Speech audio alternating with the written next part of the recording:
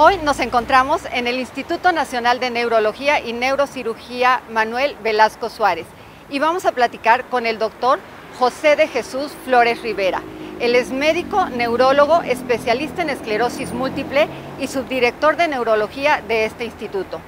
Aquí se atienden a pacientes con padecimientos neurológicos, neuroquirúrgicos y psiquiátricos que no cuentan con ningún tipo de seguridad social. Se encuentra ubicado en Avenida Insurgente Sur, número 3877, en la Ciudad de México. Acompáñenme a conocer al doctor Flores, con quien vamos a platicar las generalidades, aspectos importantes, síntomas y cómo se llega al diagnóstico de la esclerosis múltiple. Y pues continuando con la plática que tenemos con el doctor José Flores, especialista en esclerosis múltiple, subdirector del Instituto Nacional de Neurología y Neurocirugía, esta vez, ¿qué te parece que hablemos de los síntomas? Que son muchísimos, muy variados, a cada paciente nos dan diferentes síntomas, algunos se ven, otros no se ven, entonces vamos a empezar por los síntomas visibles. ¿Cuáles son? Gracias otra vez por la invitación. Los síntomas es todo aquello que acompaña a lo que puede provocar como disfunción neurológica la enfermedad, ¿no? Me explico.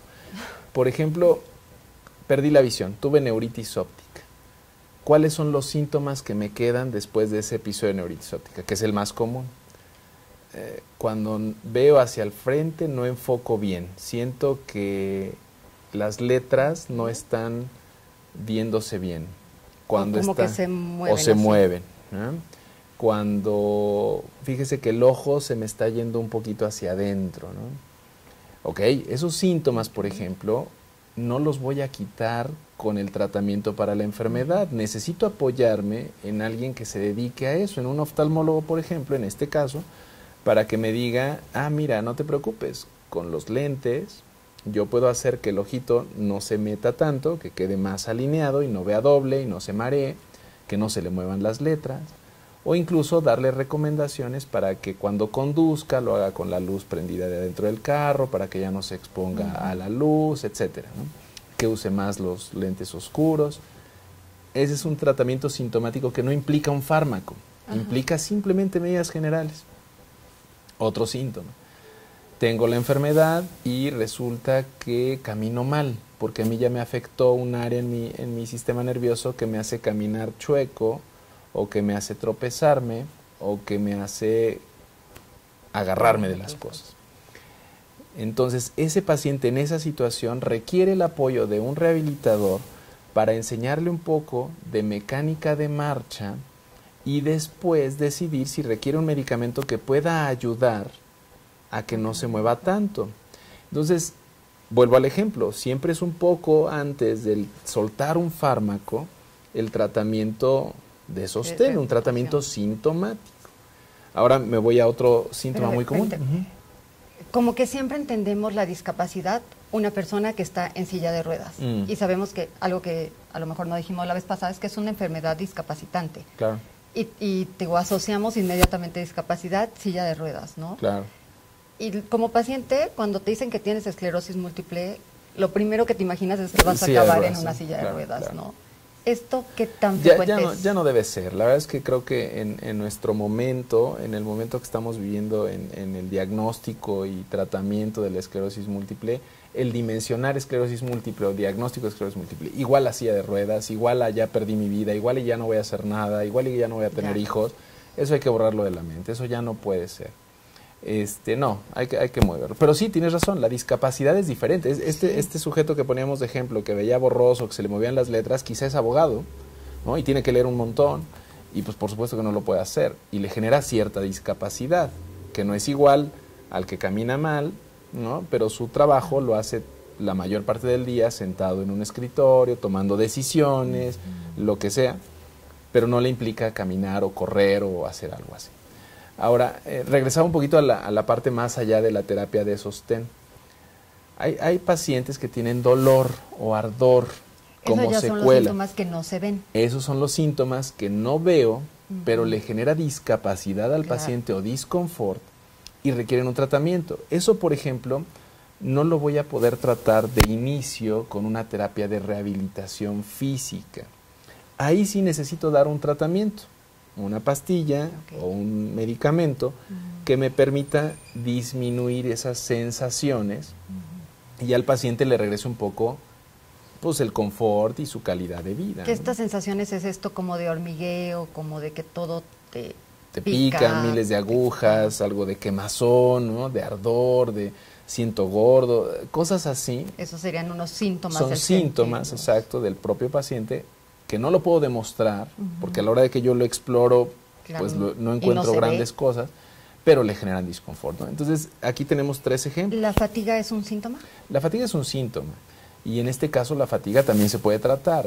La mayoría de las veces recomendamos mejor romper el día, si es posible. Es decir, yo trabajo, pero puedo tomarme mi hora de comida. Entonces mejor esa hora de comida me voy a descansar un rato para tratar de recuperar esa energía. Porque también hay medicamento que te puede devolver la energía. Pero ya llenarte de medicamentos. Pues sí, la idea es que no lo hagas, ¿no? Claro. ¿Y qué pasa con los síntomas urinarios? Ok, son muy comunes, ¿eh?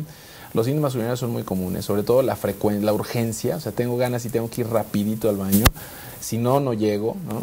O me cuesta mucho trabajo empezar a orinar, ¿no? Puedo estarme frente al inodoro 3 minutos antes de empezar a orinar. Entonces, estos síntomas urinarios también hay forma de iniciar el tratamiento, no con fármacos, sino tratar de educar al paciente para siempre a la misma hora ir a hacer pis, tomarse un poquito más de tiempo para poder miccionar.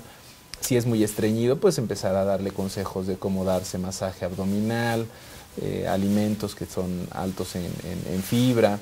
Vaya, hay muchas medidas antes de decirle, sí, tome senócidos, ¿no? Tome tal cosa, tome algún otro medicamento. Porque si no, bien lo dijiste, el paciente con esclerosis múltiple puede acabar con una caja de medicamentos, ¿no? Con el estómago deshecho. Sí, claro. ¿No? También esto de que se pierden las orillitas, los contornos, ¿no? ¿Eso también es frecuente? ¿Para que choques o cómo? Pues para que si vas caminando por una calle de repente no sabes dónde está la banqueta o aquí dónde termina la mesa, no sabes si es aquí o más para acá. Ya, también es un síntoma y eso genera en algunas ocasiones, ahorita pusiste el ejemplo de ir caminando y chocas con la gente, ¿no? Claro. Pero puede ocurrirte manejando. Puede ocurrirte en el coche y puedes estar llena de tallones del auto, ya sin espejos.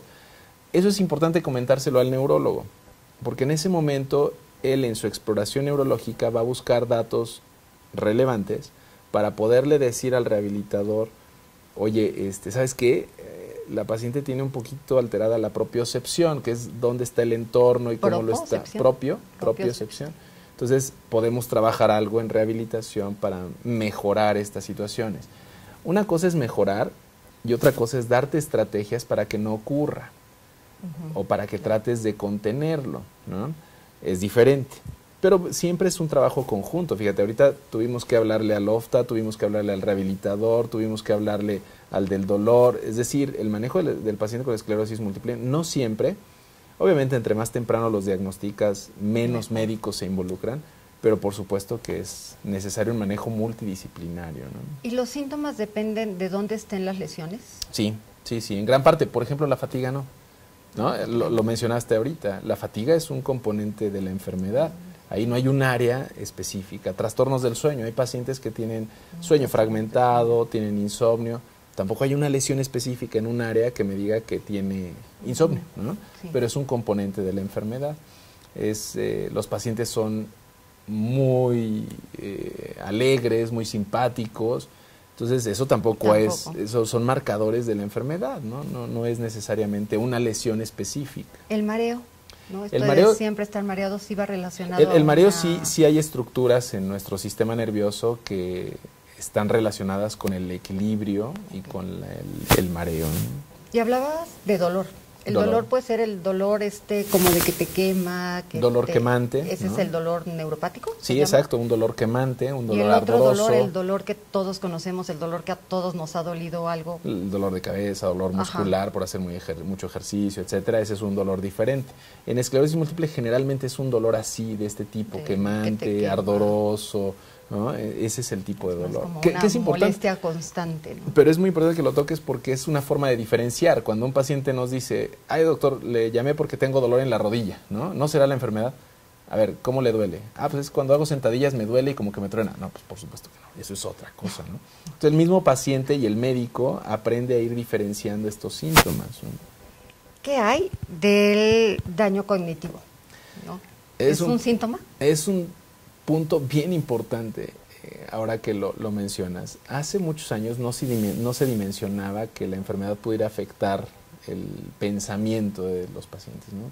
Y ahora entendemos que sí ocurre. ¿Daño cognitivo es pensamiento? No. Daño funciones mentales, llamémosle así, funciones ¿no? mentales. Funciones mentales. Entonces las funciones mentales son un complejo. Son muchas cosas, es lo que hacemos para contar, para entender nuestro ambiente, para descifrar problemas, etcétera. Entonces las funciones mentales hace tiempo no se consideraban como algo propio de la enfermedad y no le dábamos mucho peso y estábamos acostumbrados a ver pacientes que perdían su trabajo porque ya no hacían las restas, porque ya no sumaban. Y no es que seas distraído, no es que no estés poniendo atención, es que simplemente las cosas no se están grabando bien, ¿no? No tienes un buen engranaje, llamémosle Exacto. así, en todo lo que estás pensando. Entonces se empezó a estudiar eso y ahora sabemos que sí, que la enfermedad provoca alteraciones cognitivas. Para saber en qué área, pues obviamente hay muchas pruebas para ver si fue el cálculo, si fue la abstracción, si fue el juicio. Hay unas pruebas específicas que se hacen para estos pacientes. Ahora, no es para todos. Es para aquellos que tienen y te refieren en la consulta que hay una alteración en su día a día, pero sí puede ser un acompañante del proceso de enfermedad, ¿no? Y que hay que tomarlo en cuenta, ¿no? No quedarnos con el estaba distraído y por eso no fue a entenderlo, siempre comentarlo. Exacto, siempre comentarlo, sí, siempre resaltarlo en la consulta, ¿no? Ok. Pues ahora que ya sabemos un poquito más de cómo se manifiesta la enfermedad, cuáles son los síntomas y qué es, no se pierdan la siguiente parte en donde vamos a hablar de cómo se llega al diagnóstico.